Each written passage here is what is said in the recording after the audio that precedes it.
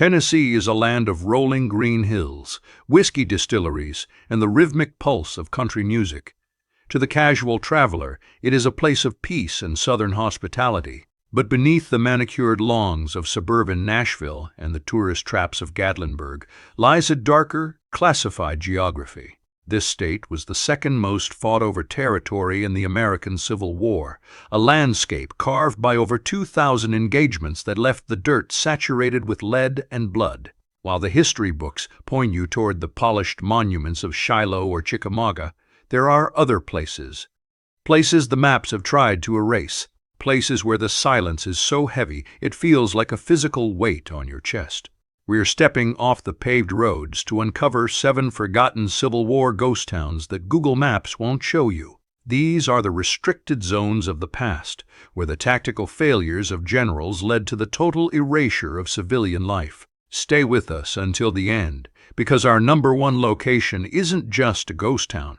It is the site of a catastrophic military humiliation that remains so controversial and restricted that even local hunters refuse to walk its grounds after dark. The journey into Tennessee's forgotten interior begins far from the interstate, where the asphalt of Highway 45 narrows and eventually surrenders to the encroaching forest of McNairy County. To find the remains of Falcon, you have to navigate a labyrinth of unpaved timber roads that are often washed out by the spring rains. There are no historical markers here, only the occasional rusted gate and the unsettling feeling that you are being watched by the very trees. You are looking for a break in the canopy where the light hits the ground differently, signaling a clearing that hasn't been truly clear for over a century. What remains of Falcon today is a skeletal landscape of moss-covered limestone and rusted iron. The present visual is one of total environmental reclamation. You will find the jagged remains of cellar holes, now serving as dens for coyotes, and the occasional segment of a brick chimney standing like a lonely sentinel in the middle of a thicket. The air here is stagnant, smelling of damp earth and rotting cedar. There is an oppressive silence that even the birds seem hesitant to break, as if the ground itself is still holding its breath, waiting for a train that stopped running a lifetime ago. During the war, Falcon was a tactical heartbeat for the region. It sat as a critical junction for the Mobile and Ohio Railroad, a steel artery that the Confederacy desperately needed to move troops and supplies toward the impending slaughter at Shiloh. Military engineers recognized Falcon as a logistical goldmine, a place where the wealth of the South met the machinery of war. It was a bustling hub of commerce and military intelligence, where officers planned the defense of West Tennessee and soldiers caught their last glimpse of civilization before marching into the meat grinder of the Tennessee River Valley. The catastrophe of Falcon was not a single explosion, but a calculated act of post-war vengeance and economic execution. During the Union occupation, the town was viewed as a nest of Confederate sympathizers. When the war ended, the victors controlled the reconstruction of the railroads. In a move of cold, tactical humiliation, the new rail lines were intentionally diverted away from Falcon, bypassing the town in favor of a new site called Selmer. The town's lifeblood was surgically removed. Businesses withered overnight, and the legal status of the town was stripped away, leaving the residents to starve in a landscape they no longer recognized. Today, Falcon is a restricted memory. It was left to rot, not because of a lack of resources, but because it was intentionally erased from the economic map of the South. The buildings were scavenged for lumber until only the heavy stones remained, and eventually even those were swallowed by the kudzu. It stands now as an isolated warning of what happens when a community finds itself on the wrong side of military necessity. It is a place of scars where the earth has tried to heal over the damage done by men who fought for a cause that the modern world has chosen to bury. To find the next ghost town, you must head toward the treacherous banks of the Tennessee River near the Mississippi border. Reaching the site of Humbird requires a boat and a willingness to navigate the shifting sandbars and hidden snags of the river's dark waters. The approach is a claustrophobic crawl through dense hardwoods and tangled river cane. There are no docks here, only crumbling embankments where the mud is the color of dried blood. You have to fight through thick brush that feels like it's trying to push you back into the water, guarding a secret that the river has spent over 100 years trying to keep. The present visual of Hamburg is a haunting display of elemental destruction. When the water level drops, the river reveals the rotting stumps of what were once massive cypress piers and the mud-caked foundations of a once thriving river port. Rusted chains and heavy iron bolts are still embedded in the rocks, looking like the discarded shackles of a giant. The silence is punctuated only by the rhythmic lapping of the water against the shore, a sound that feels less like nature and more like a clock ticking away the seconds of a forgotten era. Hamburg was a vital strategic landing during the Shiloh Campaign of 1862. It served as a primary debarkation point for Union reinforcements moving deep into the Confederate heartland. The tactical stakes were immense. Whoever controlled these landings controlled the flow of men and gunpowder into the most brutal theater of the Western Front. Thousands of young men stepped off steamboats here, their boots sinking into the very mud you stand on today, carrying the weight of a nation on their shoulders as they prepared to meet their fate just a few miles inland. The catastrophe that ended Hamburg was a combination of military brutality and the unforgiving nature of the river itself. Following the Battle of Shiloh, the town was used as a massive field hospital and supply depot, but the sheer volume of death and disease poisoned the local atmosphere. Then came the Great Floods. The military's heavy use of the banks had destabilized the soil, and without the resources to rebuild after the war, the Mississippi and Tennessee rivers began to literally eat the town's foundations. Buildings didn't just collapse. They slid, whole and screaming, into the dark water, erased by the very river that had given them life.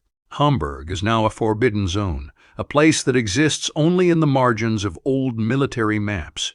It was abandoned to the elements, its population scattered to the winds, and its name removed from the postal registers. Today, it is a silent graveyard of industry, where the only residents are the ghosts of soldiers who died in the mud. It is a place of absolute isolation, a stark reminder that even the most important military hubs can be reclaimed by the wild if the cost of maintaining them becomes too high for a humiliated people to bear. Further north, in the rugged terrain of the land between the lakes, lies the decaying remains of Tharp.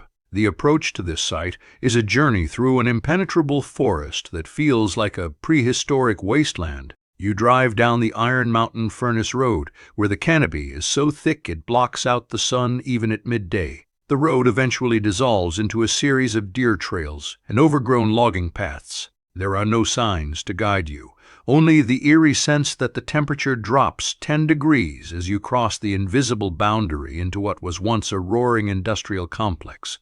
The visual reality of Tharp today is dominated by the Iron Mountain Furnace, a massive monolithic stone chimney that looms over the trees like a tombstone for the industrial age. The stones are blackened by fire and choked by vines that look like skeletal fingers. Nearby, the ruins of a general store and a doctor's office are collapsing under their own weight, their wooden siding silvered by age and rotting from the inside out. The ground is littered with slag-hard, blast-like chunks of iron waste that serve as a jagged carpet for anyone brave enough to walk these woods.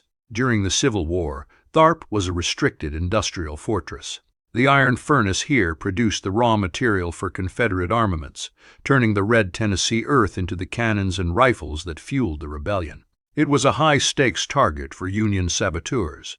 The workers here lived in a state of constant military readiness, knowing that their labor was the only thing keeping the Southern war machine moving. The tactical significance of Tharp was so great that it was guarded by a detachment of troops whose only job was to ensure the furnace never went cold.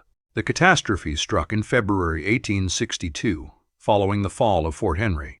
Union forces, moving with clinical efficiency, swept through the region to neutralize the Confederate industrial base. The furnace at Tharp was a primary objective. Rather than a grand battle, the end was a systematic dismantling.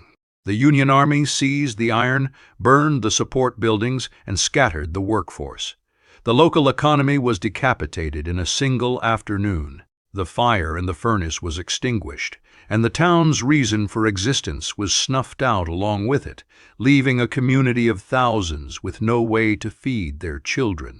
Today, Tharp is an erased memory, a ghost of the iron industry that once promised to make this region a powerhouse of the New South. It was left to rot in the deep woods, isolated by geography and the shifting tides of war. The site is rarely visited, and those who do find it speak of a heavy, metallic taste in the air and a sense of profound sadness that lingers near the furnace. It is a silent, decaying monument to a failed dream, a place where the scars of the war are etched into the very stones of the earth. Moving back toward the heart of McNairy County, we find the skeletal remains of Purdy. The approach to Purdy is a somber hike through rolling hills and old-growth timber, past ancient cemeteries where the headstones date back to the early 19th century. You are following the path of the old stagecoach roads, now nothing more than depressions in the forest floor. The journey feels like a descent into a forgotten century, where the modern world is a distant rumor, and the only reality is the rustle of the leaves and the distant call of a crow. The present visual of Purdy is centered around the ruins of the Hearst Mansion, a crumbling brick structure that was once the height of Southern elegance. Today it is a hollow shell, its windows staring out like empty eye sockets. The surrounding town site is a collection of stone foundations and leaning chimneys, all being slowly crushed by the weight of the forest. The Purdy Cemetery is a particularly haunting sight, with weathered markers that tell the story of a population that was decimated by conflict and disease. The air here is thin and cold, carrying the scent of pine and old stone. Purdy was the original seat of power in McNairy County and served as a major Confederate headquarters in the weeks leading up to the Battle of Shiloh. General Albert Sidney Johnston himself stayed here, planning the strike that he hoped would save the South. The town was a crossroads of high-level military intelligence and political intrigue. Its tactical importance was unmatched in the region, as it sat at the center of a network of roads that could move an army in any direction. It was a place of refinement and strategic weight, a jewel in the crown of West Tennessee. The catastrophe that destroyed Purdy was a civil war within the Civil War. The region became the base of operations for the Hearst Nation, a band of Unionist guerrillas led by Fielding Hearst, who waged a brutal, scorched earth campaign against their Confederate neighbors. Purdy became a target for both sides, caught in a cycle of reprisal and revenge that saw its finest buildings burned and its leading citizens executed in their own front yards. The social fabric of the town was torn apart beyond repair. After the war, the county seat was moved to Selmer as a final act of political erasure, leaving Purdy to wither away in the shadow of its own tragedy. Purdy is now a silent, restricted relic of a time when neighbor turned against neighbor. It was abandoned not because it lacked beauty, but because it was too full of ghosts. The ruins stand today as a testament to the catastrophic cost of internal division. It is a place where the silence is a scream, an isolated pocket of history that Google Maps has seen fit to ignore. Those who walk through the ruins of the Hearst Mansion today often report a feeling of being followed, a phantom weight that reminds them that some wounds never truly heal, even after 160 years. As we delve deeper into these forgotten places, I have to ask, do you believe the earth itself can remember the blood spilled upon it? Or is the haunting atmosphere of these ghost towns just a trick of the mind? Let me know your thoughts in the comments, and if you respect the weight of this history, make sure to subscribe to The Restricted Past. We have much more to uncover. To find our next location, we must look toward the banks of the Tennessee River in Humphreys County. The approach to Old Johnsonville is a journey into a watery grave. You have to drive to the end of a winding peninsula where the road simply disappears into the gray expanse of the Kentucky Lake Reservoir. To see the true ruins, you have to wait for the winter drawdown, when the water recedes and the ghosts of the past begin to emerge from the mud. It is a landscape of driftwood and silt, where the line between the land and the water is constantly shifting. The present visual of Old Johnsonville is a surreal display of maritime and terrestrial decay. When the water is low, you can see the charred remains of massive wooden warehouses and the twisted iron of a submerged railroad terminal. Huge earthworks still hump out of the ground, looking like the burial mounds of a forgotten civilization. The area is littered with the rusted debris of the mid-19th century broken bottles, square nails, and the occasional piece of a Union soldier's equipment. The atmosphere is oppressive and damp, with the constant sound of the wind whipping across the open water. Old Johnsonville was the Union's multi-million-dollar supply heart. It was a massive, state-of-the-art logistics hub designed to feed and arm General Sherman's march through the South. The tactical stakes were astronomical. If Johnsonville fell, the Union's offensive in Georgia would have been starved of resources. It was guarded by a formidable fleet of gunboats and a series of high-ground forts equipped with heavy artillery. It was a fortress of industry and military might, a place where the full weight of Northern manufacturing was brought to bear against the crumbling Confederacy. The catastrophe that leveled old Johnsonville is one of the most improbable military feats in history. In November 1864, the legendary Confederate General Nathan Bedford Forrest performed the impossible. He used cavalry to sink a navy. Forrest's men set up concealed artillery positions across the river and unleashed a hellish barrage that turned the Union gunboats and the entire supply depot into a literal inferno. Millions of dollars in supplies, food, clothing, ammunition were burned to the ground. The fire was so intense it could be seen for 20 miles. The Union commander, in a panic, ordered the destruction of the remaining stores to keep them out of Forrest's hands, completing the town's annihilation. Old Johnsonville was never truly rebuilt. After the war, the town struggled to regain its footing, and when the Tennessee Valley Authority flooded the area in the 1940s, the final nails were driven into its coffin. The town was abandoned to the depths, its history submerged beneath millions of tons of water. Today, it is a restricted, haunting site that only reveals itself to those patient enough to wait for the water to fall. It is a place of total, catastrophic failure, where the silence of the lake covers the echoes of one of the greatest military humiliations ever recorded on American soil. Moving west toward the Mississippi River, we find the precarious remains of Randolph. The approach to Randolph is a descent toward the second Chickasaw Bluff, a place where the land seems to be actively trying to slide into the water. You navigate narrow, winding roads that hug the edge of the cliffs, past no trespassing signs that feel more like warnings for your own safety than legal boundaries. The ground beneath your feet is unstable, a mixture of sand and clay that has been eroded by centuries of river current. It is a place that feels temporary, as if the entire town site could vanish before you reach the bottom. The present visual of Randolph is a collection of scattered ruins hidden in the deep undergrowth. You will find a powder magazine carved directly into the side of a hill, its heavy doors long gone, but its stone walls still cold and damp. There are crumbling cisterns and the remains of brick foundations that have been cracked in half by the shifting earth. The kudzu here is an unstoppable force, draping over the ruins like a green shroud. The silence is broken only by the distant hum of barge traffic on the Mississippi, a reminder of the commerce that once made this place a rival to Memphis. In the early days of the war, Randolph was the primary Confederate defense point on the Mississippi River. It was home to Fort Wright and Fort Randolph, massive fortifications built with slave labor that were intended to block the Union Navy from moving south. The tactical significance was absolute. Randolph was the gateway to the Deep South. It was a bustling port town that many believed would eventually surpass Memphis in wealth and influence. It was a place of high hopes and heavy cannons, where the future of the Confederacy's western river defense was staked.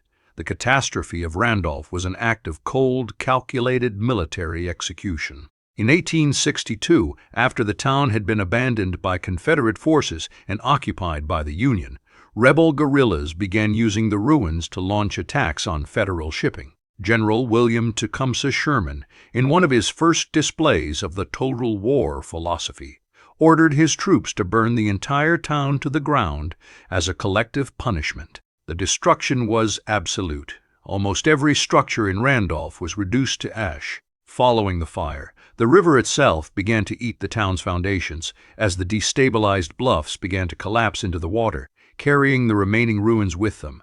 Today, Randolph is an erased, blood-soaked ghost.